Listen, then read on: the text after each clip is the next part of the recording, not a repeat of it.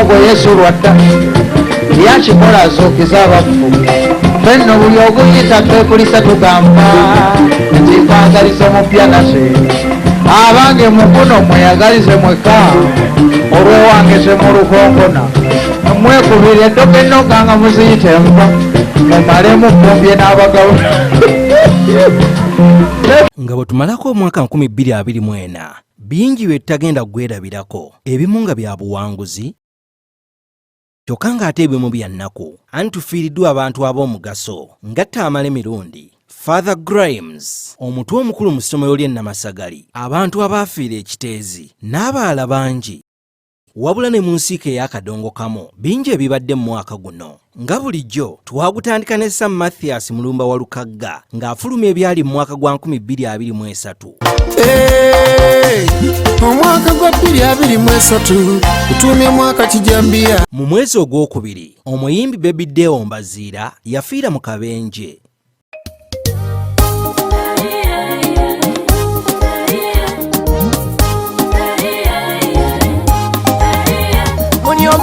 Sabyokola Baby Deo nzendese mumanyi nyimba bya masanyu ate mulimu n'okuyiga akati ndese bya kasuku ulire embozi ya kasuku. Ate mu mwezi ogwokusatu Moses Sekabira Nanfuka naye yagwa ku kabenje naye bambi Mukama n'amusaasira. Patro ya poliisi n'emutuusa mu ddwaliro era kati yatereera.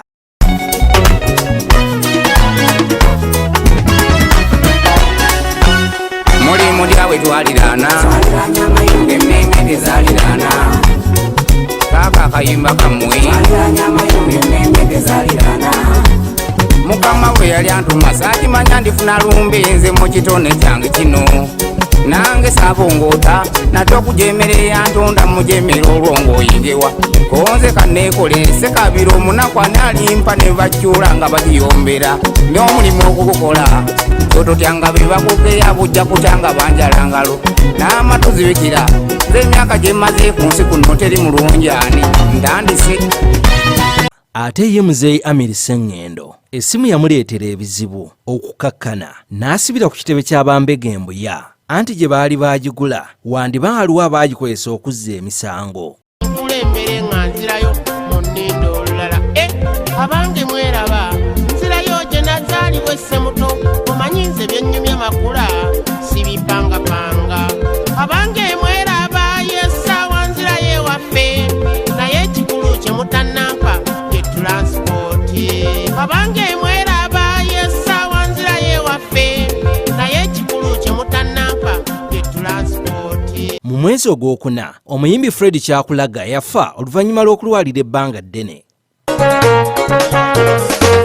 Kyakulaga nalo batikyama mpuna kuyiyeera nabireta kiwowolo mpuyine kuloda buli lwawulira erigoni ebitubo tuba tulese biyaka banamba wide waliwo ebizibu ebikasa okuveeko okuyita mbyogereku musete kumpi abakulu abampulira owulire Fuledi ebino sebimuvaamu abaligano banamusibye mutya muje baleyo emirimu egibadaza banamuleka enkonto endongo basengwa olwaidde bwerundi tabe mulyogeranga. Ate nga ye Flower Girl ow'embuzi ye yasula mu kkomera nga kigambibwa mbu muyimbi munne ye yamusibisa olw'okumuvuma. Flower Girl atakula nakodenesa omubangule kipasa munakubye n'endongo mukonta aliko diseni.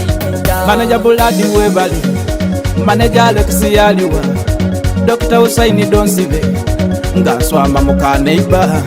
Eno Giant Music ejja walawala n'ebintu bye tukola biwomerera. Mukyala Neiba nkokonya. Neiba zende kandi mufumba. Mukamulira nkokonya. Mulira nwazende kandi mufumba. Soniwe kyemadumadu mulirano.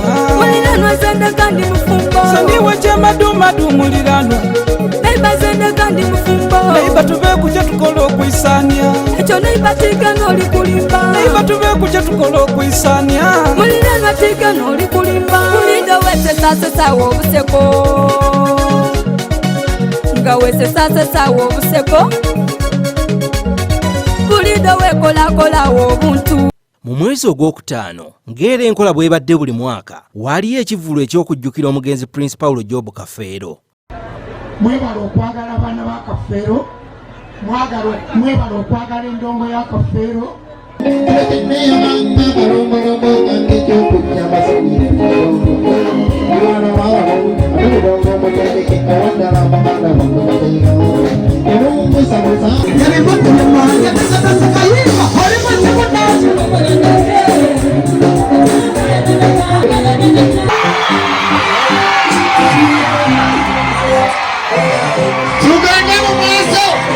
Era omubaka wa Parliament owa Buyikwe South Honorable Lulume Bayiga n'asuubiza nti Paulo Kafeero bagenda kumubbulamu Technical Training Center.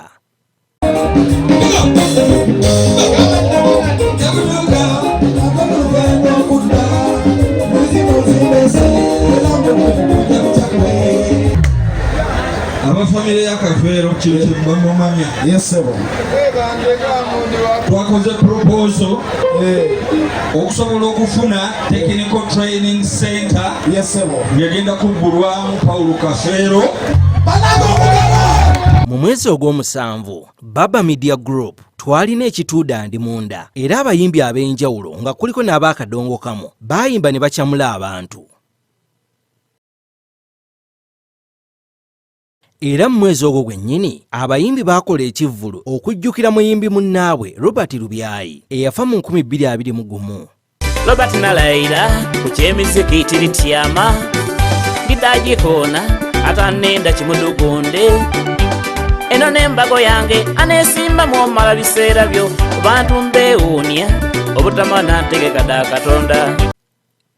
Mu mwezi ogw'omwenda poliisi yayimiriza ekivvulo ennono y'obugagga ekyali kirina okubeera e Kakindu nga kino kyali kya Wandira Godfrey era nga kyaliko bannakadongo kamu okusinga kyokka ate era Wandira Godfrey waayita wiikisi ntono n'afuna akabenje naye kati Mukama yamusaasira n'atereera. Wayagana omuntu ng'ali awadduukire mwani akuba capati muuso kweswaza kyokka ng'ayogera n'asinga okudikota nenda owulire obusiru bw'abantu owundi yakoba tivuga bodanse ngani asunga okuba otimizozi kyokka ng'ayogera n'omutwalo takususeeka ezira gw'abantu okutoolako okuvevenga ezira mulimo mubi okuyiba n'ekibi. Mu mwezi ogw'ekkumi Mathias Walukagga yawuniikiriza ensi bwe yakawaŋŋamula nti yajja endaga butonde ku baana be oba giyite DNA test okkakkana ng'abaana 5 ku baana 7 si babe. Omanyira si nanyini mboli asogola ligula. Omanyira si nanyini mboli kugeza ng'omukazi nga yakusiba abaana abimba obusungu obuli mu ddiru ebitangaza kemazo bika yogayoga nga bimbunya amaaso teri mukazi ng'omuzaddemu abaana ayinza okukuteeka ku bunkenke atyo ze nninga nkuba tannabakimanya kyesanga mu lujja kyetobya ow'omutima ogubuguma avaawo eddagala ndeese likawa kyanguko kudda abo abakyala atabatya ntya ggwe kigambo byanfuna basuulawo eddiini olw'okubanga mwadigida mukkeeyo akusiba omwana gw'amanyisiwo ekyama n'akisirikira ebbanga gwe kitawe n'ofa binokkuliza ne mateeka n'akutwalayo oluusi n'oweebuuka na bw'osuulirira abaana. Mu mwezi ogwa Desemba guno gwe tuli mu kumalako omuyimbi Eddie Buyondo bambi yasibibwa mu kkomera ng'ensonga zirimu ensimbi.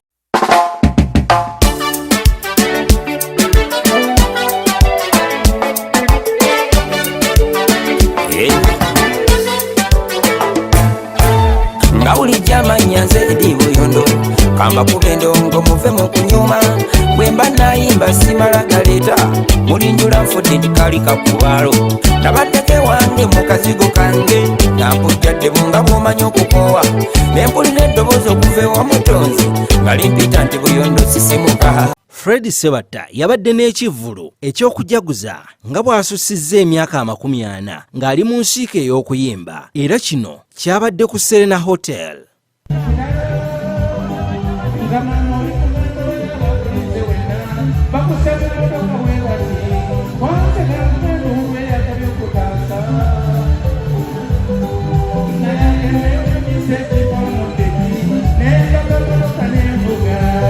Nakati wanda bila sina kentegera serukaana n'ebiro n'ekivundu kikino omubyalo adda kusika kyankubye mu kyenyi kale no kamuwuluzali olina okuba ndawaana kunanejogenanebake. Ate nga ne brother Ronnie Ssekukkulu yagiriiridde mu kaduukulu oluvannyuma lw'okukwatibwa ng'ateteeganya emirimu gya poliisi n'abaawumeme mu bikwekweto by'amasannyalaze. Niwe saizi yange, niwe saizi yange, niwe saizi yange, niwe saizi yange, alipaga kundesa, niwe saizi yange, niwe saizi yange, niwe saizi yange, nkwenda ipesa kumpale, niwe saizi yange.